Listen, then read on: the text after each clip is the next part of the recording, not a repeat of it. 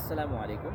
রমজান মাসে যে বিষয়গুলো সবচেয়ে বেশি গুরুত্বপূর্ণ বিষয়, সেই বিষয়গুলো থেকে আমরা দূরে থাকি।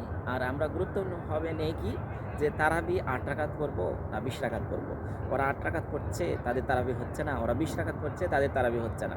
আসলে নবী করিম সাল্লাল্লাহু আলাইহি সাল্লাম মাত্র ৩ দিন সাহাবীদেরকে নিয়ে জামাতের সহকারে তারাবি আদায় করেছেন। আর কত রাকাত আদায় করেছেন এটি কিন্তু হাদিসে বর্ণিত নাই। কিন্তু যে হাদিসে যেটি বর্ণিত আছে সহিহ বুখারীর হাদিস। হাদিসটি হচ্ছে আম্মাজান আয়েশা রাদিয়াল্লাহু আনহা বলেছেন যে নবী করিম সাল্লাল্লাহু আলাইহি সাল্লাম রমজানের বাইরে এবং রমজান মাসে তিনি ১১ রাকাতের বেশি রাতের কিয়ামুল লাইল সালাত আদায় করেননি।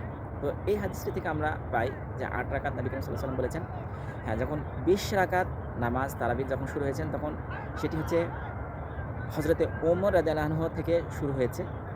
কারণ নবী করিম সাল্লাল্লাহু আলাইহি সাল্লাম বলেছেন যে, "তোমরা আমার এই ৪ খলিফার ভিতরে তারা যে আমল করবে সেটাকে তোমরা আঁকড়ে ধরার চেষ্টা করবে।"